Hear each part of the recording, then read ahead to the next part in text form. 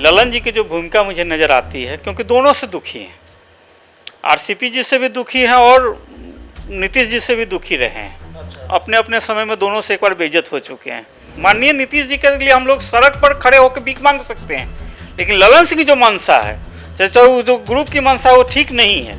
जब राजनीति सही ढंग से चलती है तो सहज फैसला होता है, चौंकाने वाले फैसला नहीं होता है। चौंकाने वाला फैसला किसी के दबाव में, किसी के प्रेशर में, चाहे किसी के गिरोह में, किसी के तिक्रम में, किसी की जालसाजी में, किसी के विषाद पर बिछ कर दिया जाता है। चौंकाने वाला फैसला अपने पास बैठने वाले 3 मंत्री को ही संपत्ति जांच करा ले, सुशासन का भूत उतर जाएगा। नीतीश कुमार को आप बोल रहे हैं? मैं नीतीश जी को बोल रहा हूँ। अपने आसपास 3 जो मंत्री बैठते हैं, सिर्फ उसी का संपत्ति की आप जांच करा ले। अगर कोई चौंकाने वाला लगातार फैसला लेते जाइएगा तो कुछ भी हो सकता है। आप भी चौंकने के लिए तैयार रहिए। नाकामयाब हो तो गाली, कामयाब हो जाए तो नीतीश जी को ताली बजाइए, और नाकाम हो जाए तो आरसीपी को गाली दीजिए। ये बहुत दिन से जेडीयू के अंदर में ट्रेंड चल रहा है, जो कार्यकर्ताओं को एक मीठी मीठी बातों में सुला दिया जाता है, भैया तुम्हारे लिए भले के लिए हो रहा है। दरअसल कार्यकर्ताओं के नाम पर बड़े नेता जो होते हैं खेल करते हैं। नमस्कार, स्वागत है आप सभी का एनबीसी 24 में। आरसीपी सिंह का पत्ता काट दिया गया, राज्यसभा का उम्मीदवार उन्हें नहीं बनाया गया, उनके जगह पर खीरे महतो को टिकट दे दिया गया। 1998 से जो यारी रही, जो दोस्ती रही नीतीश कुमार और आरसीपी सिंह के बीच, ये हम सभी जानते हैं। तो आखिरकार क्या ऐसी मजबूरी आई नीतीश कुमार के सामने कि उनका पत्ता काटा गया, और सिर्फ राज्यसभा की सदस्यता ही नहीं, बल्कि उनका जो मंत्री पद है केंद्र में मोदी सरकार में, वो इस्पात मंत्री है। अब कुछ दिन ही उनका रह गया है जब वो मंत्री के पद पर रहेंगे, और इसके बाद आरसीपी सिंह का भविष्य क्या होगा बिहार में, जनता दल यूनाइटेड में और केंद्र की राजनीति में। ये कई तरह के सवाल हैं जिसका जवाब हम लेंगे। हमारे साथ इस वीडियो में जो शख्स मौजूद हैं, इनसे आपका परिचय करा देते हैं। प्रोफेसर बालेंद्र जी हैं, दिल्ली विश्वविद्यालय में हिंदी पढ़ाते हैं और आरसीपी सिंह के बेहद करीब रहे हैं। उनके पक्ष में अगर इनके सोशल मीडिया को आप देखिए तो कई पोस्ट आपको मिलेंगे जो आरसीपी सिंह के पक्ष में लिखे जाते हैं। अचानक से ये चौंकाने वाला फैसला, और लगातार इस पे हम खबर भी कर रहे थे। स्वागत है आपका बालेंद्र जी एनबीसी 24 में। देखिए सर, पहला सवाल तो हमारा यही रहेगा कि 96 में मुलाकात होती है दोनों नेताओं की, बेनी प्रसाद वर्मा जो मंत्री रहते हैं वो मिलवाते हैं। 98 से जब रेल मंत्री बनते हैं नीतीश कुमार, दोनों करीब आ जाते हैं। 2010 से राज्यसभा की सदस्यता जेडीयू कोटे पर, और राष्ट्रीय अध्यक्ष भी रहते हैं। उत्तराधिकारी नीतीश कुमार कभी इनको बताया करते थे। टिकट काटना कुछ समझ नहीं आया। देखिए, जो भी राजनीति कर रहे हैं ईमानदारी से, किसी को समझ में नहीं आया। ये आपकी प्रॉब्लम नहीं है, मेरी प्रॉब्लम नहीं है, किसी को भी समझ में नहीं आया कि अभी तक तो होता है जो कैबिनेट मंत्री हैं, चाहे जो राजनीति के शीर्ष पर चले जाते हैं, उनको और अधिक मौका दिया जाता है। और इस संदर्भ में जो कभी एक शब्द तक नीतीश जी के विरोध में न बोला हो, पार्टी के लिए अनवरत काम किया हो, संगठन खड़ा किया हो, अपनी कभी व्यक्तिगत लालसा नहीं व्यक्त किया हो, आप उनके टिकट काट देते हैं तो स्वाभाविक रूप से जो भी बिहार में चाहे देश भर में जो पार्टी से जुड़े हुए लोग हैं, राजनीति की समझ रखने वाले लोग हैं, उस सभी को इस फैसले ने चौंकाया है। आखिर हमारे नेता एक सहज रूप से कोई फैसला क्यों नहीं ले रहे हैं? माननीय नीतीश जी के बारे में बोल रहे हैं कि जब राजनीति सही ढंग से चलती है तो सहज फैसला होता है, चौंकाने वाले फैसला नहीं होता है। चौंकाने वाला फैसला किसी के दबाव में, किसी के प्रेशर में, चाहे किसी के गिरोह में, किसी के तिक्रम में, किसी की जालसाजी में, किसी के विषाद पर बिछ कर दिया जाता है। चौंकाने वाला फैसला सहज राजनीति में सहज फैसला होता है, मेरा ये मानना है। आपने जालसाजी कहा, तिक्रम कहा, गुटबाजी, जिन शब्दों का प्रयोग किया, सीधे तरीके से इसको अगर हम कनेक्ट करें तो ललन सिंह आते हैं सामने, क्योंकि ललन सिंह और आरसीपी की अदावत जो रही है वो चर्चे में रही है हमेशा। राष्ट्रीय अध्यक्ष रहते हुए और मंत्री बने, उसके बाद ललन सिंह का भी ये मन था कि वो केंद्रीय मंत्री बने, लेकिन आरसीपी सिंह बन गए। और खबरें ये भी आई कि नीतीश कुमार के हामी के बाद ही ये बने थे, अपने मन से नहीं बने थे। उन्होंने कई दफ़े कैमरे पर एक्सेप्ट किया इस बात को। तो अब बताइए सर कि ललन सिंह की जीत ही मानेंगे इसको? देखिए, मैं इसमें एक महाभारत का एक उदाहरण देना चाहूँगा कि शकुनी ने बिसात बिछाकर पासा पलटकर उसने तत्कालिक रूप में बाजी जीत लिया था। दुर्गामी असर क्या पड़ा था? पूरे हस्तिनापुर की बर्बादी उसमें लिखी हुई थी। तो जिन्होंने भी बिसात बिछाई है, ललन जी हो चाहे कोई और हो, मतलब व्यक्तिगत रूप से ललन सिंह ही होंगे और कौन? मैं जो भी हो, लेकिन तत्कालिक फायदा तो उन्हीं के तरफ जा रहा है, क्योंकि जो मीडिया में जो भी ऐसे अध्यक्ष नाते भी हस्तक्षेप कर सकते थे, नहीं ये फैसला गलत है, अगर उनके मन में ये नहीं रहता तो उस फैसले में शकुनी के जो तत्कालिक फैसले में पूरे हस्तिनापुर की बर्बादी लिखी हुई थी। और मुझे कई बार क्यों नहीं क्यों लगता है ललन जी की जो भूमिका मुझे नज़र आती है, क्योंकि दोनों से दुखी हैं, आरसीपी जी से भी दुखी हैं और नीतीश जी से भी दुखी रहे हैं। अपने अपने समय में दोनों से एक बार बेइज्जत हो चुके हैं, जिन भी कारणों से होता है। तो इनको यह फ़र्क नहीं पड़ रहा है, मैं खुलेआम कहता हूँ, डंके की चोट पर कहता हूँ, इनको यह फ़र्क नहीं पड़ता है कि कौन बर्बाद हो रहा है। उनको हस्तिनापुर के बर्बादी से मतलब है, मतलब जेडीयू की बर्बादी। जेडीयू, क्योंकि अगर पार्टी के लाइन पर वो चलते तो आज के डेट में पार्टी का क्या नियम है, एक व्यक्ति एक पद। आज 2 पद रखे हुए हैं, जेडीयू के संसदीय दल के भी नेता हैं और पार्टी का अध्यक्ष भी है। और माननीय आरसीपी बाबू ने जब अध्यक्ष बने उसी समय राज्यसभा के संसदीय दल के नेता से उन्होंने त्याग पत्र दिया। जैसे ही कैबिनेट मंत्री बने उन्होंने पार्टी के नियम पालन करते हुए अध्यक्ष पद से त्याग दिया। तो पार्टी के नियम के पर हमारे नेता चल रहे हैं, ललन बाबू कौन से नियम चल रहे हैं? तो इसका मतलब जो पार्टी के अंदर रखे, जो पार्टी को नियमों को बाईपास करके चल रहा है, तो उसकी निष्ठा पर हम कैसे भरोसा कर रहे हैं? माननीय नीतीश जी के लिए हम लोग सड़क पर खड़े होकर भीख मांग सकते हैं, लेकिन ललन सिंह की जो मंशा है, चाहे जो ग्रुप की मंशा है, वो ठीक नहीं है। मैं खुलेआम तौर पर कहता हूँ, क्योंकि इसमें लोग जो पटकथा लिख रहे हैं उसमें हस्तिनापुर की बर्बादी की पटकथा है। एक कहावत बहुत प्रचलित हुई थी जब नीतीश कुमार पहली बार सत्ता में आए थे कि कुर्मी को ताज और भूमिहार को राज। मतलब गद्दी पर बैठेगा कुर्मी और बिहार का राज चलाएगा भूमिहार। ये भी अब चर्चार्थ होते दिख रहा है, क्योंकि एक कुर्मी ने ही एक कुर्मी की बलि चढ़ाई है एक भूमिहार के लिए। लगातार ये बातें चर्चा में। देखिए, कई बार इसको कहाँ से चला है, कैसे चला, इसमें तो मैं गहराई में नहीं जाना चाहूँगा, लेकिन आज के चूंकि सर प्रशासन पर बहुत जबरदस्त पकड़ रही है ललन सिंह की सरकार बनने के बाद से ही। एक और मैं कहीं पढ़ रहा था कि उस समय के जो मंत्री थे श्रवण कुमार, उनसे भी एक बार झड़प हो गई थी ललन सिंह की कि कोई भी ट्रांसफर पोस्टिंग बिहार में बिना मुझसे पूछे हुए नहीं करना। देखिए, एक चीज़ और मैं इस जो आपने कहानी जब छेड़ा, तो एक बिहार में एक बहुत प्रचलित शब्द है आरसीपी टैक्स। आप लोगों ने सुना होगा। आरसीपी बाबू को इमेज खराब करने के लिए जेडीयू के ही बहुत सारे नेताओं ने एक प्लानिंग की। जब भी आरसीपी बाबू दिल्ली जाते थे तो ये लोग किसी क्लाइंट को बुला लेते थे, भैया आरसीपी बाबू तो दिल्ली गए हुए हैं, आते ही तुम्हारा काम करा देंगे। जैसे ही आते थे उससे उसका काम हो चुका रहता था। तो जो भी मार्केट में जो लोग होते थे उनको लगता था आरसीपी जी के माध्यम से मेरा काम हो रहा है, जबकि सच्चाई यह है कि आरसीपी बाबू को पता भी नहीं रहता था। ये लोग उनके नाम पर एक दुकानदारी खोल के रखे हुए थे आरसीपी टैक्स के नाम पर, और जो भी काम ये लोग करवाते थे वो लोग क्या करते थे, उनका नाम बेच देते थे मार्केट में। क्योंकि सरकार का कोई मंत्री है चाहे कोई है, काम कहीं कहेगा तो हो ही जाएगा, लेकिन वो क्या कहकर पैसा लेगा? वो लोग पैसा वसूली के काम करते थे आरसीपी बाबू को। तो आरसीपी बाबू को साख को दाव पर लगा दिया। इसमें बहुत सारे लोग हो सकते हैं, इसमें मैं उनके साख खराब करने से आरसीपी बाबू को फ़ायदा किसको होता? सेकेंड लाइन के जो तैयार हो रहे थे उन्हीं को फ़ायदा होता। तो निश्चित रूप से आरसीपी बाबू के छवि खराब करने की एक कोशिश हुई, और पार्टी की तरफ से तो हुई, जो सेकेंड उत्तराधिकार के लोग, विपक्ष की तरफ से हुआ, जो नीतीश कुमार से नहीं निपट सके तो चलो सेकेंड आदमी उसी से निपट ले, तो उसने भी जोर शोर से इसने प्रचारित किया। तो बिहार में जहाँ तक ट्रांसफ़र पोस्टिंग की कहानी है, इसमें काफ़ी सारे मंत्री इन्वॉल्व हैं और नाम इनका बेचते हैं, पैसा वसूलते हैं। मैं खुलेआम नाम में किसी का नहीं लूँगा, ये भारत सरकार का नीतीश जी का काम है। और जहाँ तक भ्रष्टाचार और सुशासन की बात है, अपने पास बैठने वाले 3 मंत्री को ही संपत्ति जांच करा ले, सुशासन का बूथ उतर जाएगा। नीतीश कुमार को आप बोल रहे हैं? मैं नीतीश जी को बोल रहा हूँ। अपने आसपास 3 जो मंत्री बैठते हैं, सिर्फ उसी का संपत्ति की आप जांच करा ले।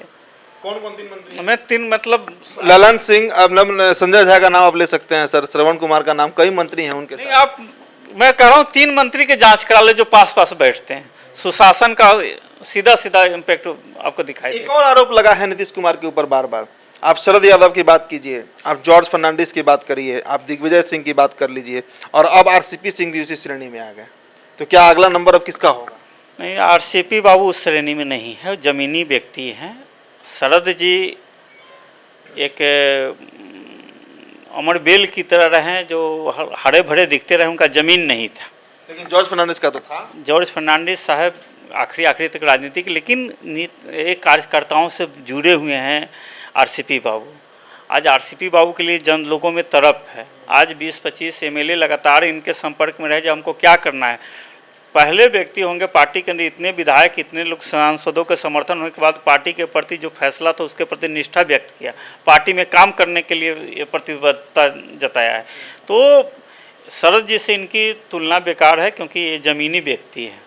अच्छा, विधायकों की आप बात कर रहे हैं बलेंद्र जी, एक और खबर आई थी हमारे सामने कि 2020 में जब ये राष्ट्रीय अध्यक्ष थे, उसी समय बिहार का विधानसभा चुनाव हुआ था और इन्होंने अपने करीब 28, जो संख्या है वो मैं बता देता हूं, 28 विधायकों को टिकट दिया था, जो आज विधायक बन गए हैं 28 लोगों को। तो वो 28 विधायक क्या इनके संपर्क में आज भी हैं? और क्या पार्टी, चूंकि अब आरसीपी सिंह करेंगे क्या, इनके पास क्या ऑप्शन बचता है? कई तरह के सवाल हैं। देखिए, जहाँ तक आपने 28 विधायक का सवाल पूछा, इन्होंने तो सभी का टिकट बांटा था। पार्टी हम लोगों के लिए प्रथम है। नीतीश जी हमारे लोग के आराध्य देव हैं। पार्टी अगर कहीं कुछ होता है तो वो अपने कारणों से होगी, आरसीपी बाबू के कारण से नहीं होगी।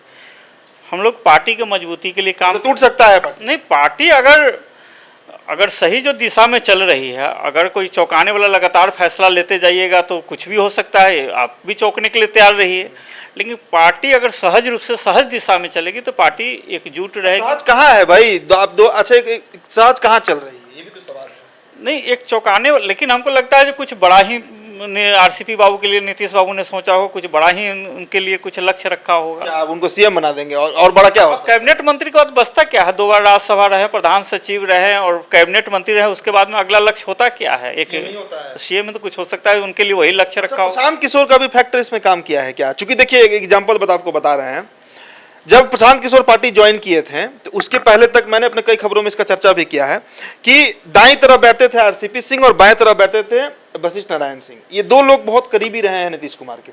लेकिन जिस दिन पीके ने ज्वाइन किया पार्टी, उस दिन जो प्रेस वार्ता हुआ, मैं गया था कवर करने, मुझे याद है, आरसीपी सिंह को दाएं तरफ एक कुर्सी छोड़कर जगह दिया गया था और नीतीश कुमार अपने बगल में बैठा दिए थे प्रशांत किशोर को। ये भी, और हमने सवाल भी किया था आरसीपी सिंह से कि आपका कद छोटा किया गया, तो उन्होंने हंसते हुए कहा था कि मैं तो ऐसे ही 5 फुट 4 इंच का हूं, मुझे और क्या छोटा करिएगा। ये हुआ था। देखिए, काम किया कि नहीं? देखिए, बाएं और दाएं का तो कहानी मैं नहीं जानता हूं। मुझे लगता है जो एक राम है तो एक लक्ष्मण है, दोनों अटूट हैं। पीके फैक्टर के जहाँ तक कह सकता हूं कि फरवरी में माननीय मुख्यमंत्री जी से मुलाकात हुई थी। एक खबर ये भी है कि उन्होंने एक शर्त रखा था कि आप आरसीपी जी को अगर किनारा करते हैं तो मैं कमान संभालने के लिए तैयार हूँ। अच्छा, प्रशांत किशोर ने रखा? प्रशांत किशोर ने, उड़ती हुई खबर है, कितनी सच्चाई कितनी नहीं। अगर इस सच्चाई के अनुसार इसको अगर सच मान लिया जाए तो जुलाई में उनका ताजपोशी भी जेडीयू से तय है। लेकिन मुझे दूर तक लगता है प्रशांत किशोर के बारे में आप बोल रहे हैं कि जेडीयू से ताजपोशी हो जाएगी जुलाई तक, क्योंकि उन्होंने ऐसा, उड़ती हुई खबर है। वो तो जन स्वराज की बात कर रहे हैं, पूरा बिहार घूम रहे हैं। तात्कालिक रूप से अभी तक तो आरसीपी बाबू है ना इस पार्टी में कैबिनेट मंत्री है, 7 जुलाई तक उनके टर्म है।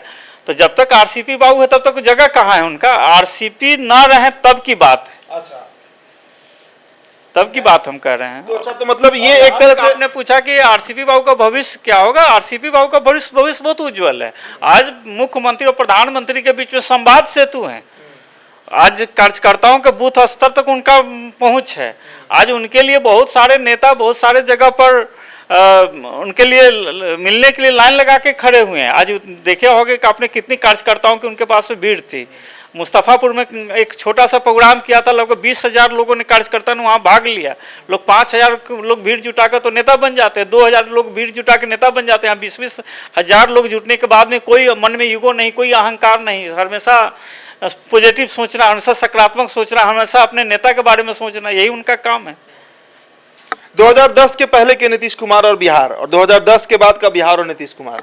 देखिए, ये बहुत गंभीर आपने सवाल पूछ लिया 2010 के पहले के नीतीश के बारे में। इस प्रकरण से जोड़ता हूँ तो 2000 पहले के जो नीतीश जी हैं, उनके बगल में कद्दावर नेता शकुनी चौधरी साहब बैठ रहे हैं, और आज मैं देखता हूँ तो एक अशोक चौधरी बैठ रहे हैं। पहले के जो 2010 के नीतीश हैं, दिग्विजय सिंह जैसे नेता बैठ रहे हैं। आज के बगल में देख रहा हूँ ललन सिंह बैठ रहे हैं। पहले के नेता में रघुनाथ झा जैसे नेता बैठ रहे हैं उनको नीतीश जी के बगल में, आज संजय झा टाइप के नेता बैठ रहे हैं। तो स्वाभाविक है जब उससे पहले, जब 2010 से पहले नीतीश जी कोई चौंकाने वाला फैसला नहीं कर रहे हैं, जब से 2010 के बाद में नीतीश जी को देख रहे हैं, हर कदम इनका चौंकाने वाला है। जैसे 2014 में इन्होंने बीजेपी से अलग होकर चुनाव लड़ा, वो चौंकाने वाला फैसला था। 2000 उसका मांझी जी को बनाया, वो चौंकाने वाला फैसला। फिर आपने आरजेडी से हाथ मिलाया, वो चौंकाने वाला फैसला। तो फिर आरजेडी छोड़ा, तब चौंकाने वाला फैसला हुआ। अब आरसीपी बाबू को टिकट काटा, तब ये चौंकाने वाला फैसला। तो मुझे लगता है जो 2010 से पहले के जो नीति से कोई चौंकाने वाला फैसला नहीं ले रहे हैं, सहज फैसला ले रहे हैं।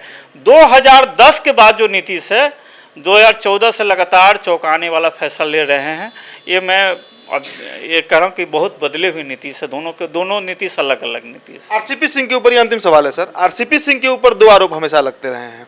एक आरोप, जो पहला आरोप है कि ये नरेंद्र मोदी के आदमी हो चुके थे, और दूसरा आरोप कि 2020 में जो जदयू की दुर्गति हुई उसके पीछे भी कारण आरसीपी सिंह ही रहे। 43 सीटों पर पार्टी सिमट गई। देखिए, आप दोनों का है। एक मैंने कहा कि एक केंद्रीय मंत्री हैं, स्वाभाविक है भाजपा और जेडीयू में करीबी है, करीब आते हैं तभी गठबंधन बनता है। अगर हम करीब हैं, सवाल तो तब होता है जब हम आरजेडी करीब चले जाते, हम बीजेपी कांग्रेस के करीब चले जाते, ओवैसी के करीब चले जाते। ये गठबंधन में करीब होना स्वाभाविक चीज़ है। और रही बात, हम 97 से लेकर अब तक 1-2 साल छोड़ दे तो करीब ही करीब हैं। सिर्फ इनके ऊपर क्यों, नीतीश जी के बारे में उतना ही आरोप लगता है जो बीजेपी के गोद में चले गए हैं, बीजेपी के करीब चले गए। यही आरजेडी का आरोप क्या है। और दूसरा सवाल आपने जो पूछा है कि जो 73 से 43 पर चले गए, क्या आज चुनाव हुआ, एमएलसी का चुनाव जो हुआ, पार्टी कितने नंबर पर रहे? इसमें नेतृत्व कौन कर रहे हैं? और दूसरे संसदीय दल के नेता कौन है? क्या इनसे नहीं पूछा जा सकता है? तो अब तो आरसीपी नहीं है, जब हमारा 9 सीट से 5 सीट पर हम कैसे आ गए? अच्छा, एक और बड़ा महत्वपूर्ण सवाल याद आ गया सर। हाँ, बोल लीजिए। मैंने कहा जो एक घटनाक्रम हुई जिसमें उपेंद्र कुशवाहा जी को प्रथम टारगेट हमारे जेडीयू किया, चिराग पासवान ने टारगेट हमको किया, ओवैसी ने भी टारगेट हमको किया। उसके बाद में इतने सारे चक्रव्यूह रचकर हमको कमज़ोर किया कि एक अकेले आरसीपी सिंह जिम्मेदार कैसे? प्रधान सचिव की कोई जिम्मेदारी नहीं, जो महासचिव था उसकी कोई जिम्मेदारी नहीं, जो संगठन 18 पदाधिकारी उनकी कोई जिम्मेदारी नहीं। एकमात्र अगर इसी आधार पर मान लिया जाए तो यही संगठन महासचिव रहते हुए जो जेडीयू 2 सीट की पार्टी थी उसको 16 सीट दिलाने का काम किया। तो आप यह क्रेडिट क्यों नहीं देते हैं? जो 2 लोकसभा वाली पार्टी को जो 16 सीट इन्होंने दिलवाया, क्या इसका मतलब नाकामयाब हो तो गाली, कामयाब हो जाए तो नीतीश जी को ताली बजाइए, और नाकाम हो जाए तो आरसीपी को गाली दीजिए? ये बहुत दिन से जेडीयू के अंदर में ट्रेंड चल रहा है। जो भी अच्छे काम होता है शाबाशी नीतीश जी को मिल जाता है, और जहाँ फेलियर होते हैं आरसीपी सिंह को गाली मिलती है। ये बहुत 10 साल 12 साल की प्रक्रिया का हिस्सा है। उपेंद्र कुशवाहा ने 2020 का चुनाव में कहीं ना कहीं जेडीयू को डैमेज किया, लेकिन उनको पार्टी में सम्मिलित करा लिया गया, मर्ज हो गया रालोसपा जो था, और अब संसदीय बोर्ड के अध्यक्ष बन के बैठे हुए हैं। दूसरी तरफ तो इस पे क्या कहना है सर? पहले इसका आप बता दीजिए कि उपेंद्र कुशवाहा का भी मतलब जिस गुटबाजी का आप जिक्र कर रहे हैं, ललन सिंह किए, ये किए, क्या उसमें उपेंद्र कुशवाहा का भी रोल था? देखिए, जो दिन से आए हुए हैं पार्टी के अंदर में, किसी भी नेता की यहाँ आपने फोटो नहीं देखा होगा, सुबह सुबह ललन सिंह का चाय चू का यही फोटो मीडिया में सुर्खियाँ। और मैं उपेंद्र कुशवाहा जी को व्यक्तिगत रूप से जानता हूँ। मैं जब थे रालोसपा तो मैं उस समय उनके पार्टी में राष्ट्रीय प्रवक्ता भी था, पदाधिकारी भी था, तो थोड़ा उनके चरित्र को थोड़ा उनको करीब से जानने का मौका मिला। वे स्वस्थ राजनीति कर ही नहीं सकते। हेल्दी पॉलिटिक्स उनके बस की बात नहीं। वो कह रहे हैं ना कि 2025 तक नीतीश जी को कोई नहीं छेड़ेगा, उसके बाद में कोई मतलब 25 तक हैं। मैं कह रहा हूँ 2025 तक वो जेडीयू में है या नहीं है, कोई आप लिख के दे सकते हैं मुझे? अब कहाँ जाए? मुझे नहीं, मैं आपसे कह रहा हूँ, क्या आप लिख के दे सकते हैं 2025 तक उपेंद्र कुशवाहा जेडीयू के अंदर में रहेंगे? कोई भरोसे से लिख सकता है? तो जहाँ तक उपेंद्र कुशवाहा जी जो भी है उनको इस पार्टी में मिलना है, कोई कार्यकर्ता से तो संपर्क है नहीं, जो भी मिलना है उनको गुटबाजी से मिलना है। अब कार्यकर्ताओं की पार्टी बोल रहे हैं, आखिर एक उनको विधान पार्षद सदस्य बना दिया गया, क्या कार्यकर्ता याद नहीं आई? पवन वर्मा को राज्यसभा भेजा गया, क्या उस समय कार्यकर्ता याद नहीं है आपको? आप पालीगंज से एक आरजेडी से आया हुआ व्यक्ति को, राजवल्लभ यादव को आपने टिकट दे दिया, उस समय कार्यकर्ता याद नहीं है? हमेशा कार्यकर्ताओं के नाम पर खेल होता है। कार्यकर्ताओं को एक मीठी मीठी बातों में सुला दिया जाता है, भैया तुम्हारे लिए भले के लिए हो रहा है। दरअसल कार्यकर्ताओं के नाम पर बड़े नेता जो होते हैं खेल करते हैं। अभी भी आप देखेंगे कार्यकर्ता को सम्मान दिया गया है। हेगड़े जी को बारे में क्या, पार्टी 1997 से लेकर अब तक अब कार्यकर्ताओं को सम्मान दिया जा रहा है। तो पार्टी के लिए यह दुखद है। कार्यकर्ता के नाम पर इस तरह के ब्लैकमेल मत कीजिए। आप 9 करोड़ रुपया वाले व्यक्ति को, जो इसका घोषित संपत्ति है, आप कह रहे हैं हम साधारण कार्यकर्ता को दे रहे हैं। तो इसीलिए कार्यकर्ताओं को बीच बाजार में सरेआम इस तरह से बहकाया जाता है, जो लगता है कार्यकर्ताओं को मेरे लिए ही कार्य होता है। कार्यकर्ताओं के नाम पर जो खेल हो रहा है यह सही नहीं है। चलिए, तो हमने कई तरह के सवाल किया आपसे, बहुत मुखर तरीके से खुलकर आपने जवाब भी दिया। बहुत बहुत शुक्रिया सर जुड़ने के लिए एनबीसी के साथ। धन्यवाद।